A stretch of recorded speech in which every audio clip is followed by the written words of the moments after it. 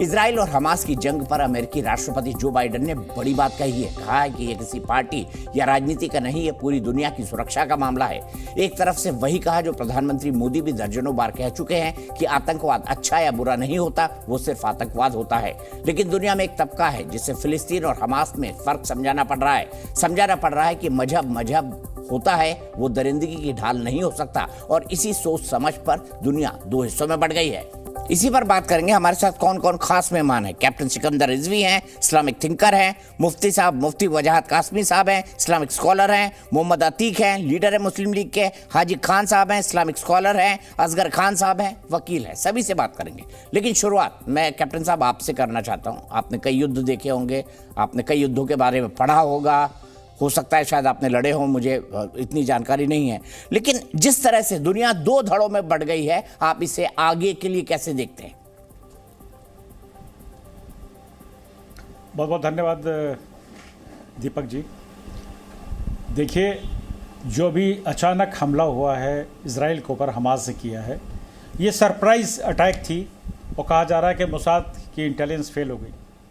लेकिन आपको उस पर ध्यान देना होगा कि किसकी बैकिंग थी, किसने इनको तैयार किया था हमला करने के लिए। और ये बात सच है कि हमास एक आतंकवादी संगठन है, उसको यूनाइटेड नेशन ने और भी कई जगहों ने, इदारों ने उसको डिक्लेयर कर रखा है कि ये हमास जो है ये आतंकवादी ऑर्गेनाइजेशन है। और हालत उसकी ये है कि उन्होंने पूरे गाज़ा पट्टी को अपने कब्जे में कर रखा है। और वहाँ पर वो बर्बरता ये नहीं कि इजरायली के साथ करते हैं, वो बर्बरता वो जो उनको नहीं मानता उनके खिलाफ भी करते हैं। वो अगर आप उठा कर उनको देख लीजिए इतिहास, वो आज से नहीं, जब से ये ऑर्गेनाइजेशन बनी है उसने वो अपनों पर भी जुल्म किया है। उसी गाज़ा पट्टी के अंदर भी वो औरतों की बेइज्जती करते हैं, उस गाज़ा पट्टी के अंदर भी बच्चों को पीटते पाटते रहते, घसीट के ले जाते हैं वो लोग। और जो इस तरह के जो उन्होंने हमला किया है, तो ये देखिए कि किसने बैक किया था। बैक ईरान ने किया था। मैं खुल कर आ रहा हूँ, ईरान ने बैक किया। इससे पहले पिछली रमज़ान के महीने में जब रॉकेट दागे थे, 2000 रॉकेट दागे थे इजराइल के ऊपर, तो उन्होंने किसी को निशाना नहीं साधा था, सीधे बस्ती पे गिरे, सीधे आबादी पे गिरे।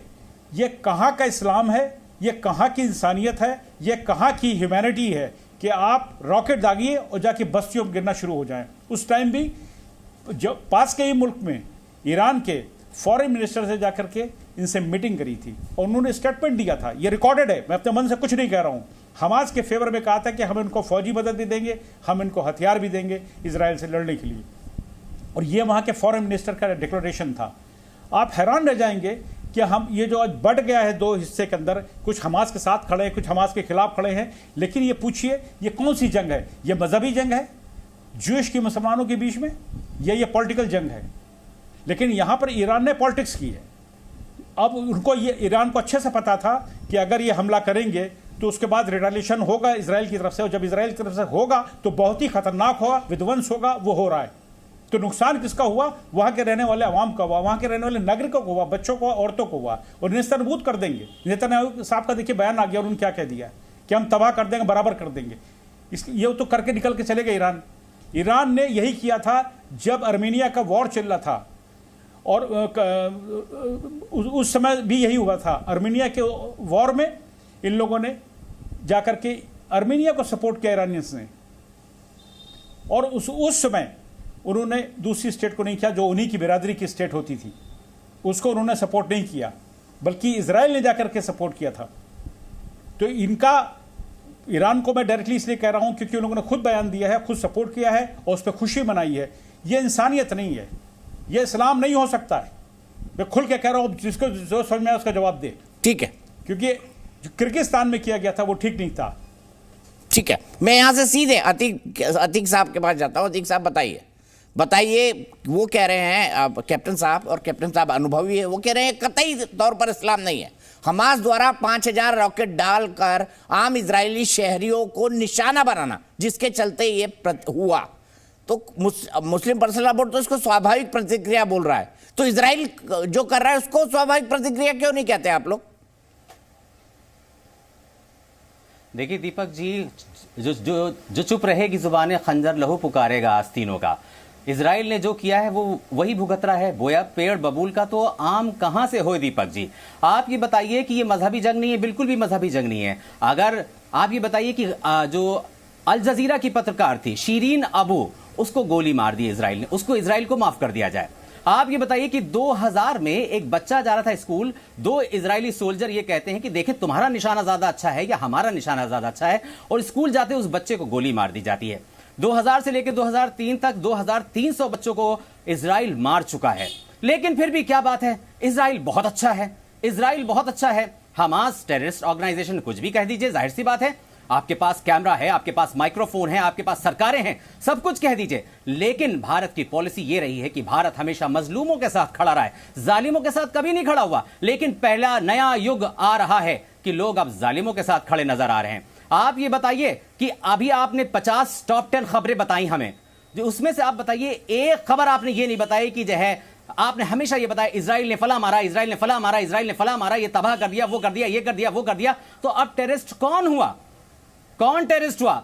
50 खबरों में आपने यही बताया कि इजराइल ने मारा, गाजा को हिला दिया, गाजा को मिटा दिया, जो हमास ने मारा वो, अस्पताल गिरा दिया, मदरसा गिरा दिया, सब कुछ गिरा दिया। जो हमास ने मारा वो सब कुछ, जी हमास ने जो मारा वो इंसानियत थी, मैं कह रहा, अहिंसा थी, इंसानियत थी। हमास ने जो किया वो इंसानियत थी, हमास ने जो किया इजराइल के साथ। सुनिए, किस आप सुन लेंगे, आप अगर सुने तो मैं बताऊं। आप ही को सुन रहा हूं जनाब। किसी तरह की हिंसा को जस्टिफाई नहीं किया जा सकता, किसी की तरह की हिंसा को जस्टिफाई नहीं किया जा सकता। तो कह दीजिए आप भी हमास टेररिस्ट ऑर्गेनाइजेशन है, यूनाइटेड नेशंस भी कहता है। सुनिए, मैं भारतीय जनता पार्टी का प्रवक्ता नहीं हूं जो ये कह दूं कि गुजरात में दंगे हुए थे कि ये तो क्रिया की प्रतिक्रिया है।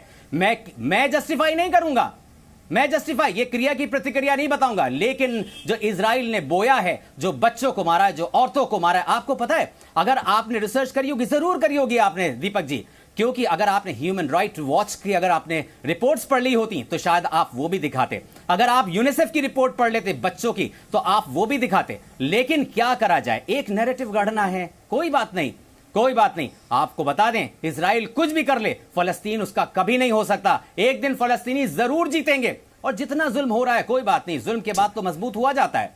हम वो जिस तरह से इजराइल के लोगों को जिंदगी प्यारी है, फलस्तीनियों को मौत प्यारी है। वो देखिए अपनी लैंड के लिए लड़ रहे हैं। बैतुल मुकद्दस की किसने बेहुरमती करी?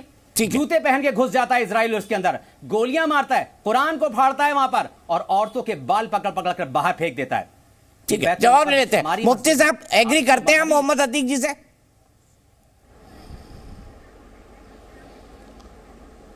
नहीं, बिल्कुल नहीं। दीपक, एक थोड़ा सा जोग्राफिया चेंज करके बात हो रही है।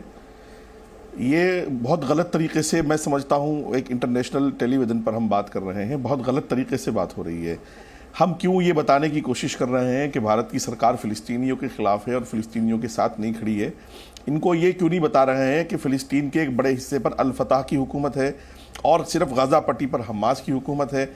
और हमास का रिकॉर्ड उठा करके आप देख लीजिएगा कि फ़लस्तीनियों के साथ कितनी बर्बरता, कितना जुल्म, वहाँ के बच्चों के साथ, जवानों के साथ क्या नहीं किया हमास ने। और मैं सबसे बुरी बात इसको समझ रहा हूँ कि ये हमास ने जो तस्वीर पेश की है इसराइल में इस्लाम की, ये इस्लाम के ख़िलाफ़ इतनी बड़ी साजिश है। मैं आपकी पूरी डिबेट का निचोड़ आपको बता देता हूँ। जो कैप्टन रिजवी साहब ने कहा है ना, मैं समझता हूँ इसके बाद तो डिबेट ही नहीं होनी चाहिए थी। कैप्टन रिजवी साहब ने साफ कर दिया कि ये ईरान ने आज तक खुद तो मक्खी नहीं मारी, हमेशा दो देशों को सपने दिखा करके लड़ाता रहा। हमास को फंडिंग भी कर रहा है, हमास को हथियार भी दे रहा है, सारी चीज़ें हमास को वो कर रहा है। इधर से लबनान में हिजबुल्लाह को कर रहा है। और यही इस्लाम की शक्ल पूरी दुनिया को दिखाई जा रही है कि हम मरी हुई लड़कियों का बलात्कार करेंगे, अस्तगफिरुल्लाह नऊज़ुबिल्लाह। फ़िलिस्तीनियों के कोई खिलाफ नहीं। बैतुल मुक़द्दस हमारे लिए हमेशा मरते दम तक हम बैतुल मुक़द्दस की आज़ादी के लिए लड़ेंगे, हमारा फरीज़ा है, उसकी अज़मत हमारे दिलों में है। लेकिन उम्मत मुस्लिमा के सामने ये झूठ नहीं बोला जाए कि हमास जो है वो आतंकवादी नहीं है, हमास अच्छा काम कर रहा है, हमास बैतुल मुक़द्दस के लिए लड़ रहा है। ये बड़ा झूठ बोला जा रहा है और इसी झूठ को घुमा फिरा करके भारत सरकार पर लादा जा रहा है। अगर फ़लस्तीन के साथ है तो आप कहिए फ़लस्तीन के साथ है। मैं आपकी बात में बोला नहीं हूं, मैं आपकी बात में बोला नहीं होगा। टेररिस्ट है इजराइल, हमास के साथ नहीं है, फिलिस्तीन के साथ हैं, हमास के साथ। अगर इजराइल टेररिस्ट है तो फिर आतंकवादी है। कहिए ना प्रधानमंत्री से वो इजराइल के साथ क्यों खड़े हुए हैं? हमास इस्लाम की शक्ल नहीं है। इजराइल टेररिस्ट है, इजराइल ने जुल्म किया। आप हमास को कह के इजराइल के जुल्म को जस्टिफाई नहीं कर सकते। आप इजराइल के जुल्म को जस्टिफाई करने के लिए बैठे हैं आप यहाँ पर। हमास ने इसराइल पर अटैक किया है। अच्छा। बात इंसानियत की है, प्रधानमंत्री को खड़ा होना पड़ेगा। बात इंसानियत तस्लीम की है। करते हैं इसराइल को, बात इंसानियत शर्म आनी की है, चाहिए इसराइल आपको। की- आप इसराइल को तस्लीम करते हैं, आपको शर्म आनी चाहिए। दुनिया इजराइल के जुल्म को तस्लीम करते हैं, दुनिया के आप 57 ममालिक महिमा मंडित दुनिया कर के रहे हैं इजराइल 57 के इस्लामी ममालिक इजराइल क्यों के तस्लीम करते जुल्म को हैं? तस्लीम करते हैं आप।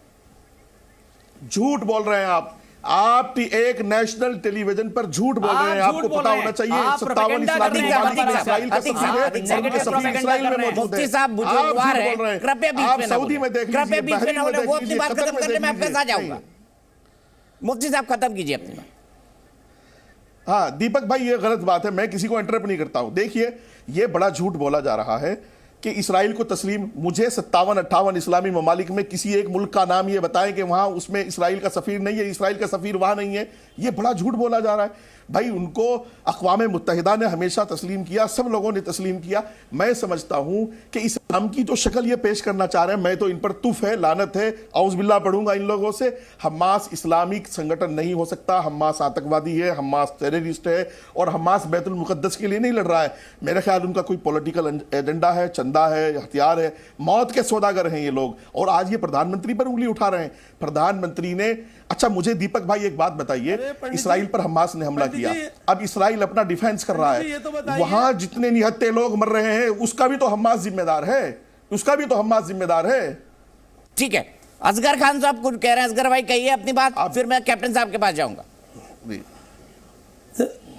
जी देखिए, मैं सिर्फ यही कहना चाह रहा हूँ, सबसे पहले तो बात यहाँ से शुरू करें दीपक भाई, कि दुनिया में, अपने मुल्क में भी और दुनिया में कहीं पे भी अगर खूंजनी होती है, कोई ऐसे फसाद होते हैं, कोई इतनी बड़ी बर्बादी होती है, तो हम सबको मिलकर उसकी मुखालफत करना चाहिए। तो कहिए ना हमास गलत है, उसमें तो कहिए पहले असगर साहब, हमास गलत है। अरे सुनिए तो पूरी, पहले हमास 100% सही है, समझ गए आप? अब पूरी बात सुन लीजिए, मुखालफत कर दी आपने, टेररिस्ट नहीं है। अरे फिर कहाँ असगर भाई मुखालफत कर दी आपने? सुन लीजिए ना, आपने कहा मुखालफत कर दी हमास की। दीपक जी, आप कम से कम आपको तो बायस नहीं होना चाहिए, और आप नहीं चाहते कि लोगों तक सही बात पहुंचे। दुनिया आपके चैनल को देखती है, मगर आप कभी नहीं चाहते कि असगर भाई, मैं सही बात ही तो पूछ रहा हूँ आपसे। हो। असगर भाई, सही बात बताने के लिए आप है ना। चलिए, मैं गलत बात कर रहा हूँ, आप सही बात बता दीजिए। अरे सुन, आप पूरी अच्छा तो पूरी बात तो सुन लीजिए। ठीक है। जो जुल्म इजराइल ने आज तक किया है फिलिस्तीन पर, वो टेररिज्म है। ये जो हमास ने किया, ये रिटेलिएशन है, इसको टेररिज्म नहीं कहते, ये रिटेलिएशन है। तो इजराइल जो कर रहा है वो क्या है? इजराइल जो कर रहा है हमास के बाद वो क्या है? औरतों को बहुत अच्छी सब। नहीं, इजराइल जो कर रहा है हमास के रिटेलिएशन के बाद, इजराइल में तो रिटेलिएशन कर रहा है असगर भाई। ये रिटेलिएशन, ये जुल्म है। अच्छा। और ये टेररिज्म है। इजराइल ने जो शुरुआत की थी, वाह। और तारीख उठा के देखिए, असगर भाई, असगर भाई, 2 असगर सेकंड तो भाई। दे दें आप। सुनिए आप ना, सुनिए ना। आप देखिए इंफॉर्मेशन, आप इनका तर्क सुन के मजा आ जाता है, वकील है माशाल्लाह। कंफ्यूज हो आप सुन लीजिए। अरे सुन लिए पंडित जी, आप हमारी बात सुन लिए। पंडित जी, आप पूरी बात पंडित सुन जी लिए। नहीं, मुफ्ती जी है वो। आपके घर में जिसमें 10-12 कमरे हो, पंडित जी। अच्छा मुफ्ती जी, सॉरी मुफ्ती जी, चलिए पंडित मुफ्ती, मैंने हिंदी में बोल दिया, आप नाराज हो गए? ना, मैं नहीं नाराज बोल हूं। दिया भाई। तो दीपक भाई, आप नाराज हो अरे गए? इस्लाम मानने वाले नाराज हो जाएंगे कि आपने मुफ्ती को पंडित बोल दिया। मैं नाराज नहीं पता हूं। नहीं सर, मैं तो नाराज नहीं जुदा हो जाए आपका। ये पंडित नहीं, ये नाराज नहीं है। आप क्यों नाराज हो रहे हैं? ये आपकी हिंदी मेरा में तो नाराज होना ही नहीं आप क्यों हो रहे है, हैं? मेरा तो एक दिन अरे होना ही मुझे है डर दीपक जी। लगता है भाई आप लोगों से। मैं तो हथेली पे जान लेके घूमता हूँ, मेरा तो होना ही है। साहब सुन लीजिए, आपके घर में 10-12 कमरों में बना लेने के लिए कोई आ जाए और एक कमरा आप दे दें, पूरा घर आपका वो कब्जा कर ले, तो आप उससे अपना घर मांग रहे हैं, ये टेररिज्म है। अपना वकार वापस मांग रहे हैं, ये टेररिज्म है। अपने बच्चों की हिफाजत मांग रहे हैं, ये टेररिज्म है। औरतों की, बूढ़ों की हिफाजत मांग रहे हैं, ये टेररिज्म है। अच्छा। इनका तो टेररिज्म अच्छा, असगर भाई, आधा इतिहास पढ़ते हैं, समझ लीजिए, आधा इतिहास पढ़ते हैं। चाहते हैं वही है। एक मिनट, 2007 में गाजा और वेस्ट बैंक दे दिया ना पीएलओ को, बिल्कुल नहीं पढ़ते, दे दिया ना पीएलओ को। क्या हुआ उसके बाद? अरे आप ये हमास कहां से खड़ा हो गया? आप बताइए।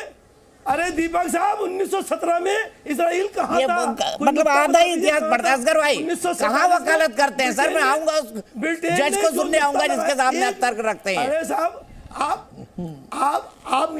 नहीं समझ पाएंगे मेरी बात। मैं समझना भी नहीं चाहता भाई, आपका ज्ञान समझना भी नहीं चाहता असगर भाई, माफ कीजिएगा। मस्जिद करना है, आप देखिए, आपकी नौकरी का सवाल है, मेरे पास नौकरी का कोई मामला नहीं है, मैं अपनी प्रैक्टिस करता हूँ। आपकी कुर्सी का, आपकी नौकरी का और इन लोगों की कुर्सियों का सवाल है। ये बेचारे जो रटा के आते हैं वही कहते हैं, इनकी मजबूरी है, मैं समझ रहा हूँ, इनकी मजबूरी है, समझ रहा हूँ मैं। अब पंडित जी जो बोल रहे थे ये भी इनकी मजबूरी है, आप जो बोल रहे हैं आपकी मजबूरी है, हमें पता है, लेकिन असलियत से देखिए। अरे मैं तो उस कोर्ट रूम में आना चाहता हूँ जहाँ दलील देते हैं मालिक। कहिए, अरे बताइए असगर भाई, मैं कोर्ट रूम में आना चाहता हूँ जहाँ दलील देते हैं। दीपक भाई, फिलिस्तीन पे जुल्म हुआ नहीं हुआ? दीपक भाई रिप्लाई देना है। फिलिस्तीन पे कोई जुल्म हुआ नहीं हुआ? अच्छा, हमास करे तो रिटेलिएशन, इजराइल करे तो आतंकवाद। गजब है भाई, हम आज भी कह रहे हैं गजब है। वो सलमान का खान का गाना है ना, हम करे तो करेक्टर ढीला है।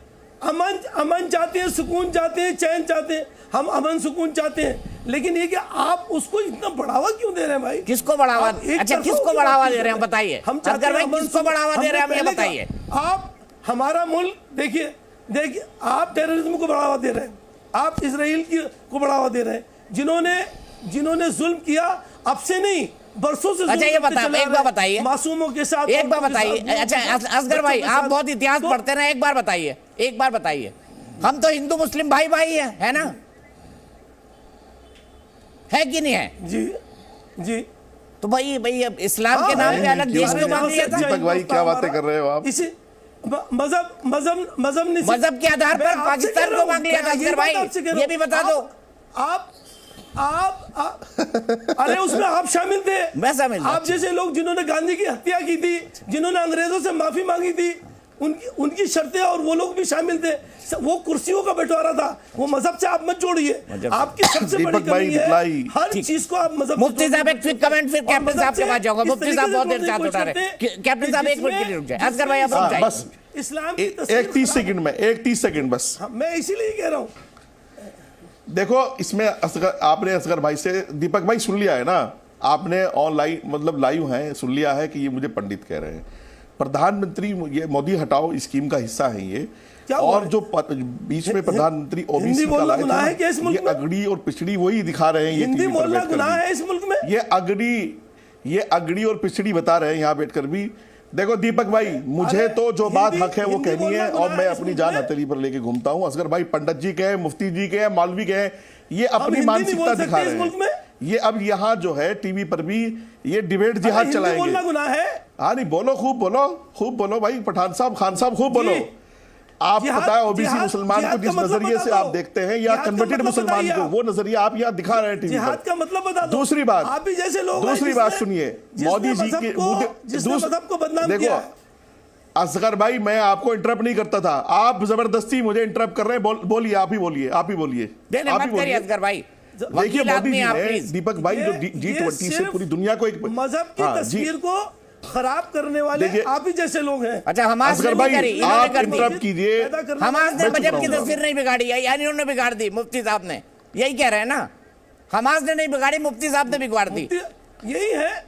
अरे चलो ठीक है। अच्छा असगर भाई अब रुक जाओ, देखिए दीपक भाई, बात ये है कि अरे हम तो रुके ही हुए भाई, हम तो शुरू से रुके हुए।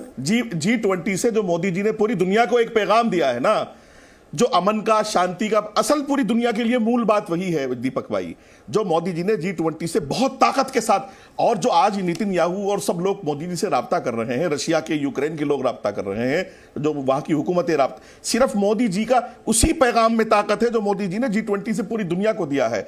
और भारत बहुत ताकतवर और सुपर पावर है और इस बात को आगे बढ़ा सकता है। भारत ने वही बात कही है कि इस्राइल के साथ ठीक नहीं हुआ और भारत जो है वो अमन में विश्वास रखता है। हमास ने हमले की शुरुआत की है।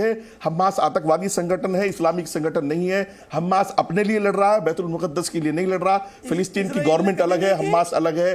लोगों को यह बात हमें बतानी होगी, आपके टेलीविजन से बतानी होगी, और लोगों को गुमराह मत करिए। ठीक है कैप्टन साहब, आप बहुत देर से हाथ उठा रहे थे, इसीलिए मैं आपके पास आता हूँ। कैप्टन साहब, इन तर्कों से आप, असगर भाई अब बीच में नहीं ना प्लीज। हाजी भाई, मैंने देख लिया आपका हाथ। मैं कैप्टन साहब ने बहुत देर से हाथ उठाया था, उसके बाद मैं तुरंत आ रहा हूँ। कैप्टन साहब बताइए। जी मैं कुछ कहना चाह रहा हूँ जी, अगर आप लोग जब्त से थोड़ा सा सुन लीजिए। जी जी देखिए, मैं अपने बारे में बता दूं, 16 साल मैंने मिडिल ईस्ट में सर्व किया है। वो 80s का दौर था जब पीएलओ होता था, अल-फतह होता था, ब्लैक सेप्टेम्बर होता था, ट्रांसपोर्ट एयरलाइंस का उन्होंने प्लेन हाईजैक किया, उसके साथ ज्यादतियां की, उसके पैसेंजर की ज्यादतियां करी। हमने वो सारा देखा हुआ। मैं मिडिल ईस्ट ठीक से काम करके आया हूँ 16 साल। और सुन लीजिए, ये वही इजराइल था जो अजरबैजान की मदद करने की पहुंचा था। वो मुस्लिम कंट्री है, 97% शिया वहां पर है, जो आर्मेनिया से उसका वॉर चल रहा था। वही ईरान था जो आर्मेनिया के साथ खड़ा था, यानी अजरबैजान के खिलाफ ईरान सपोर्ट कर रहा था आर्मेनिया को। यह कल की बात है, अभी थोड़े दिन पहले की बात है।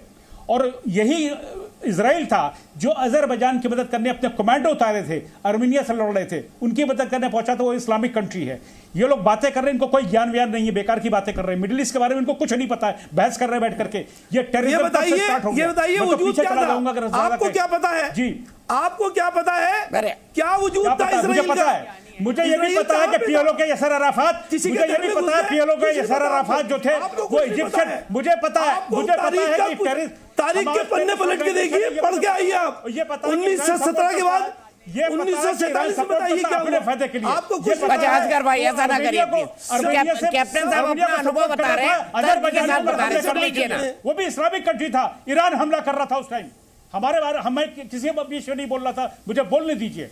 मैंने देखा हुआ है, हमने यासर अराफात जिनको हीरो बना के रखा था, यासर अराफात इजिप्ट के अल-अज़हर यूनिवर्सिटी के अंदर लीडर थे। उस दौरान उनको वारंट जारी हुआ था, गुंडागर्दी करते थे। बाद उन्होंने आके पीएलओ बनाई थी, पैलेस्टाइन लिबरेशन ऑर्गेनाइजेशन। आप क्या बात करते हैं? आपको कोई इतिहास नहीं पता है। उन्होंने ब्लैक सितंबर बनाया, उन्होंने अल-फतह बताया, उन्होंने अमल आपको नहीं मालूम इतिहास थे, नाम बदलते रहे, नाम बदलते रहे। वही हमारे नहीं जानते। आपने इस्लाम के नाम पे, आप इस्लाम के नाम पे बर्बादी करते हो, इस्लाम को बदनाम करते हो, इस्लाम को बर्बाद करते हो आप लोग। अजरबैजान को बर्बाद करा आप लोगों ने। आप बताइए 1917 की कुछ नहीं पता आपको, खाली आपको कुछ नहीं आता। पढ़ के आइए। Zero zero. असगर भाई लगातार बीच में नहीं प्लीज। ऐसे झूठ मत बोलिए, नहीं गलत बात है, ये झूठ बोल रहे हैं। आपको कुछ तारीख का पता नहीं। प्रैक्टिकल देखा, प्रैक्टिकल आपने नहीं गए हो, लेकिन इनको तारीख के बारे में नहीं देखा, मैंने गया है। मैं कम सर करके आ रहा हूं, नहीं मालूम कुछ। आप तारीख बताइए 1917 से अब तक अगर आप 1917 से रिकॉर्ड आगे बढ़ा ही नहीं रहे सर। 2023 है, बताइए, 125 साल ऊपर हो गए सर। 2023 है। 47 में आ जाइए। अरे एक मिनट हाजिक खान, अब देखिए आप हाजिक भाई के साथ आप अन्याय कर रहे हैं। जो निशान लगे थे हाजिक भाई के साथ असगर भाई अन्याय कर रहे हैं। हाजिक भाई को बोलने ही नहीं दे रहे। आपकी लाइब्रेरी बहुत अच्छी है माशाल्लाह, क्या किताबें पढ़ते हैं आप। इतिहास भी बहुत शानदार है, किताबें बताइएगा, मैं भी वही पढ़ूंगा ताकि आपके जैसा ज्ञान मुझे मिल सके। हाजिक भाई बताइए क्या कहेंगे? कैप्टन साहब ने बता दिया, 16 साल मिडिल ईस्ट से क्या है। आपके ज्ञान में कमी है, आप आइए। आप सीखूंगा सर, असगर भाई आपसे ही सीखूंगा मैं। अभी आप बहुत कम उम्र है, सही है, हमारे सामने बच्चे हैं अभी आप। ठीक, चलिए आप आशीर्वाद बनाए रखिएगा असगर भाई। देखिए दीपक चौरसिया जी, हमारी देखिए दीपक चौरसिया जी, आप अच्छे इंसान बन जाए।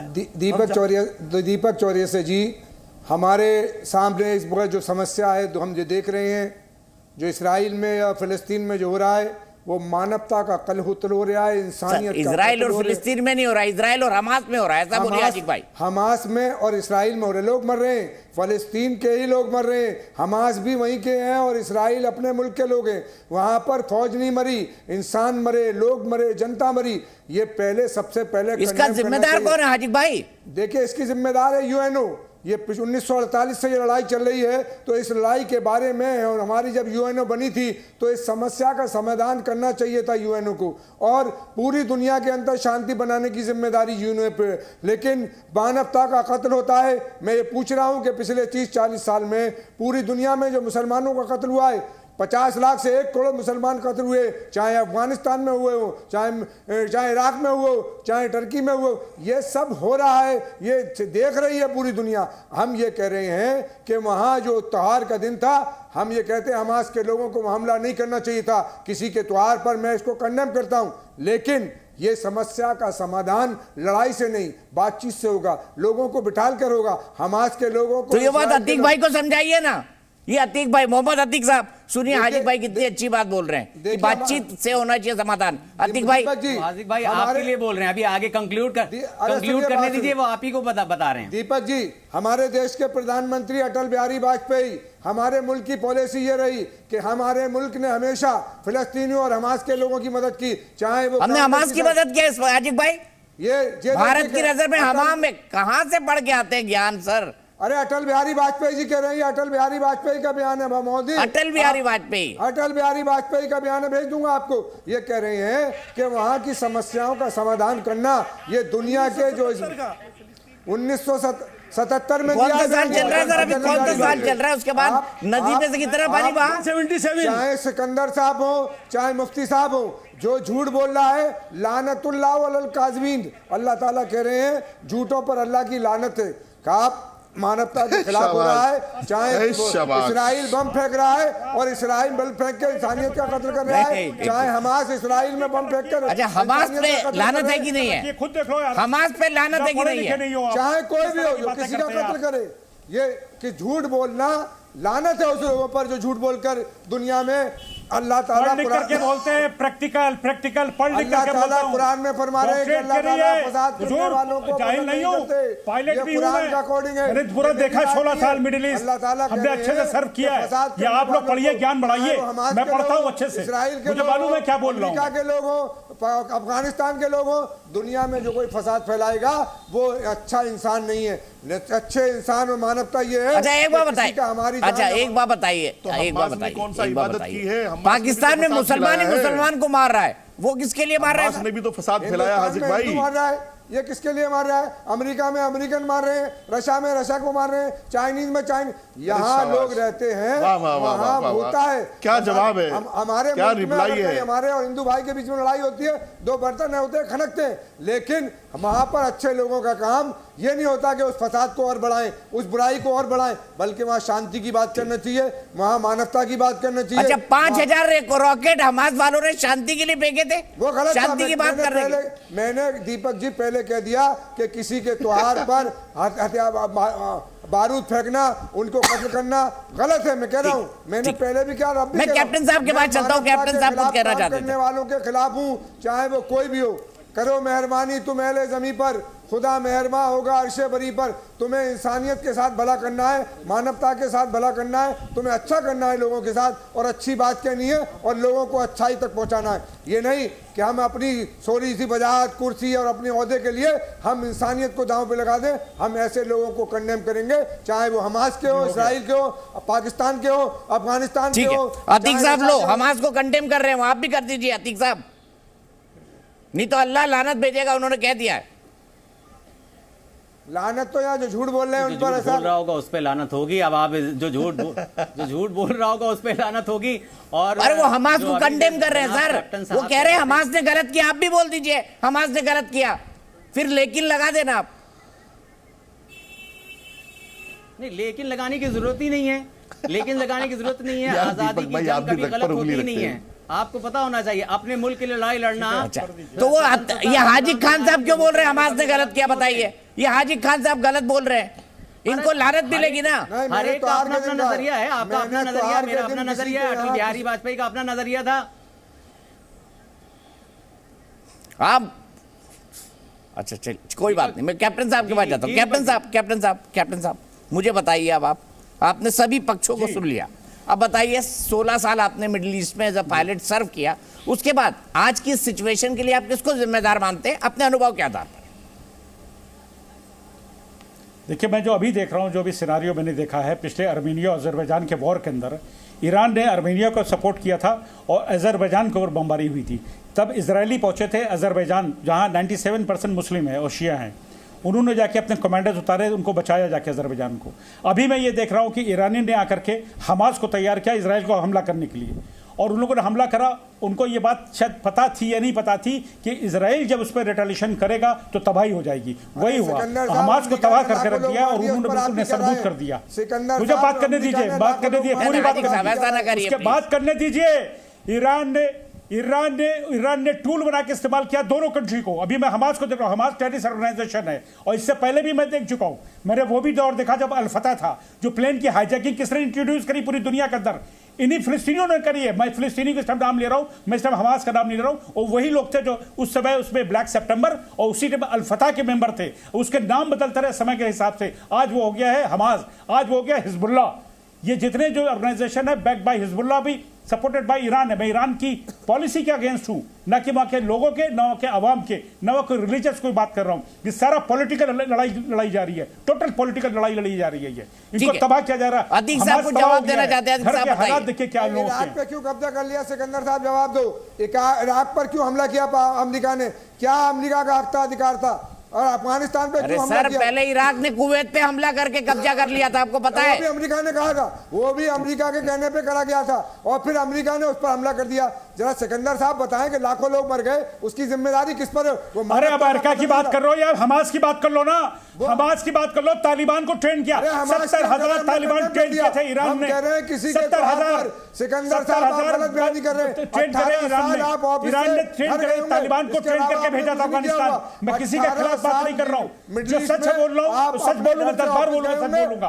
गलत कुछ नहीं नॉलेज है आपको, कुछ नहीं जानते हो, कुछ नहीं आप लोग जानते, बिल्कुल नहीं जानते आप लोग। तालिबान 70,000 तालिबान को ईरान ने ट्रेन किया। ये तालिबानी है कौन? बिल्कुल सही बयान दे रहा हूँ, 100% सही बोल रहा हूँ, और जो बोल रहा हूँ प्रूफ के साथ बोलता हूँ, प्रूफ के साथ बोलता हूँ, प्रूफ के साथ बोलता हूँ, हवा में बात नहीं करता हूँ। 18 साल तालिबान को ट्रेन किया ईरान ने, 70,000 तालिबानी ट्रेन करे उन्होंने।